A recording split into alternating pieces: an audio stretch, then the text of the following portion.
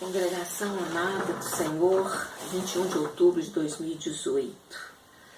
Hoje nós vamos falar sobre um tema que é uma das passagens mais conhecidas, mas a palavra é assim, ela nunca se esgota, ela sempre traz algo novo, ela sempre ela é viva e eficaz.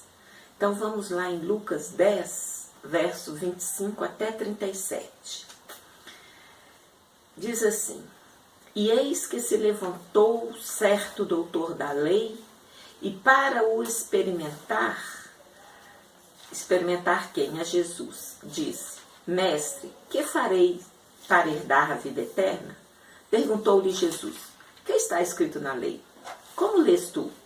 Respondeu-lhe ele: Amarás ao Senhor teu Deus de todo o teu coração, de toda a tua alma, de todas as tuas forças e de todo o teu entendimento, e ao teu próximo como a ti mesmo. Tornou-lhe Jesus: Respondeste bem, faze isto e viverás. Ele, porém, querendo justificar-se, perguntou a Jesus: E quem é o meu próximo? Jesus, prosseguindo, disse: Um homem descia de Jerusalém a Jericó e caiu nas mãos de salteadores, os quais o despojaram e, espancando-o, se retiraram, deixando-o meio morto. Casualmente, descia pelo mesmo caminho certo sacerdote e, vendo-o, passou de largo. De igual modo, também um levita chegou àquele lugar, viu e passou de largo. Mas um samaritano que ia de viagem chegou perto dele e, vendo-o, encheu-se de compaixão e, aproximando-se, atou-lhe as feridas, deixando nelas azeite e vinho, e, pondo-o sobre a sua cavalgadura, levou-o para uma estalagem e cuidou dele. No dia seguinte, tirou 2 denários, deu-os ao hospedeiro e disse-lhe: Cuida dele, e tudo o que gastares a mais, eu te pagarei quando voltar. Qual, pois, destes 3 te parece ter sido próximo daquele que caiu nas mãos dos salteadores? Respondeu o doutor da lei: Aquele que usou de misericórdia para com ele. Disse-lhe, pois, Jesus: Vai e faze tu o mesmo. Então, quer dizer, vamos falar alguma coisa para nos ajudar a entender melhor, a contextualizar um pouco. Certo doutor da lei. Doutor da lei,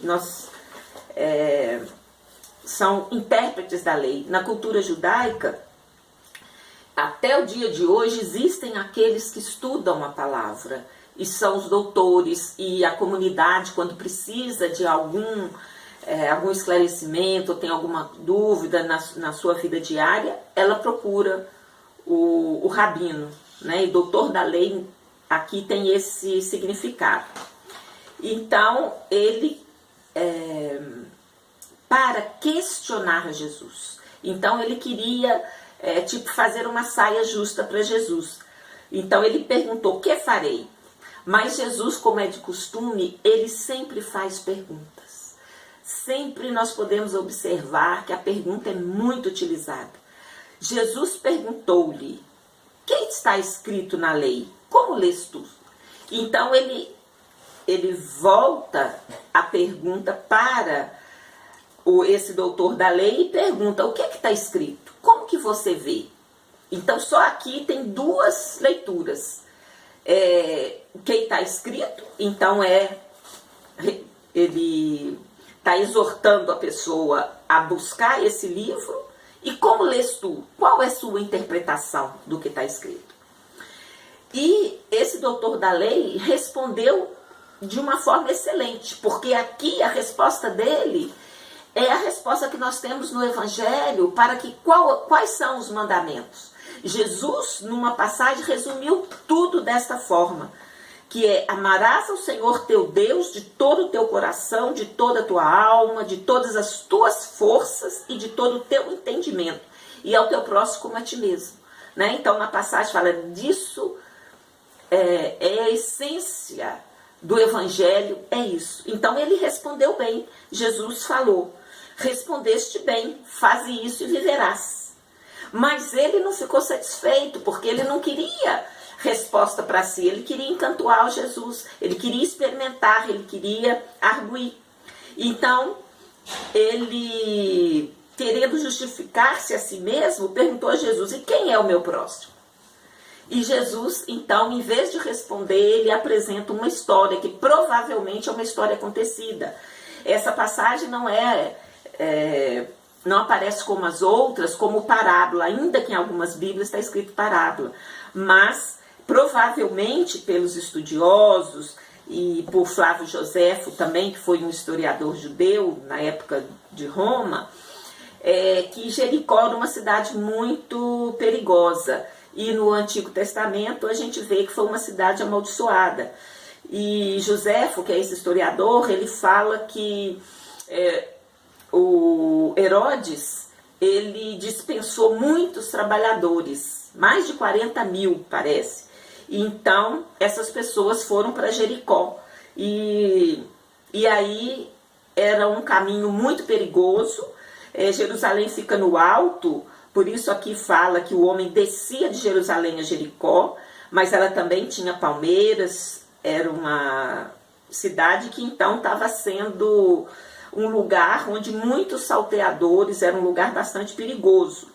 Então, Jesus provavelmente está contando uma história verídica. Não temos, não tenho certeza absoluta, mas pelo que parece não é exatamente uma parábola com símbolos como ele costuma fazer. Aqui é como se ele está contando um fato acontecido. Então descia esse homem de Jerusalém a Jericó, caiu na mão dos salteadores e ele despojado, quer dizer, roubado, foi espancado e deixaram ele como morto. E então Jesus vai falar: casualmente descia pelo mesmo caminho um sacerdote. Sacerdote também, ele é um papel importantíssimo na vida dos judeus. Esse sacerdote é aquele que tinha suas tarefas no templo, né? Nessa época de Jesus o templo ainda existia, então muitos sacerdotes moravam em Jericó, então ele foi nesse caminho. Provavelmente, ele realizou o trabalho dele como sacerdote, poderia estar com pressa, não sei exatamente o que aconteceu, mas de fato, o fato que aqui mostra é que ele passou de largo, quer dizer que ele fingiu que não viu essa pessoa que caiu na mão dos salteadores e estava como morto. Da mesma maneira, nesse caminho, pelo que parece, muitos moravam lá, desceu um levita. Levita também exerce trabalho no templo. E provavelmente também ele devia estar com pressa, podia estar escurecendo, quer dizer, circunstâncias tais que levou a esse levita também não se importar com este ferido à beira da estrada e passou de largo. Só voltando aqui no sacerdote, ele podia pensar que estivesse morto, porque existe uma lei que fala que o sacerdote não pode tocar o morto. Mas até aqui seriam desculpas. E aí, tanto o sacerdote quanto o levita não se importou. Mas passou um samaritano. Quem é o samaritano? Samaritano não se dá com os judeus. Na época de Nabucodonosor, ele destruiu Jerusalém.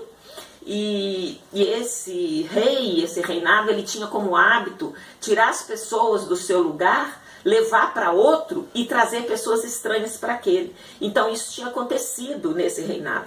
Eles pegaram as pessoas da cidade de Samaria e levaram para o cativeiro na Babilônia e trouxeram outros povos para habitar ali. Então os judeus não consideravam os samaritanos porque os achavam impuros, que eles não eram das 12 tribos. E então aquele samaritano, justamente, que era uma pessoa mal vista pelos judeus, chegou perto dele e se encheu de compaixão e fez o que tinha que fazer. Cuidou das feridas, pôs nela azeite e vinho, que eram elementos usados, poderíamos chamar de remédios na época. Colocou num cavalo, levou para uma estalagem e cuidou dele. E não só esse cuidado imediato. Ele não só deixou ele lá e foi embora. No dia seguinte, ele tirou 2 denários. Denário é o salário de um dia. E ele tirou o correspondente ao salário de 2 dias, deixou o hospedeiro e ainda falou, olha, se você gastar mais, pode deixar que eu pago quando voltar. Então, essa história Jesus contou e perguntou para o doutor da lei, qual destes 3 te parece ter sido próximo daquele que caiu nas mãos dos salteadores? Aí o doutor da lei não teve saída, ele teve que falar, aquele que usou de misericórdia. E Jesus falou, vai e faze tu mesmo. Então, o que a gente quer ressaltar aqui nessa palavra é a misericórdia.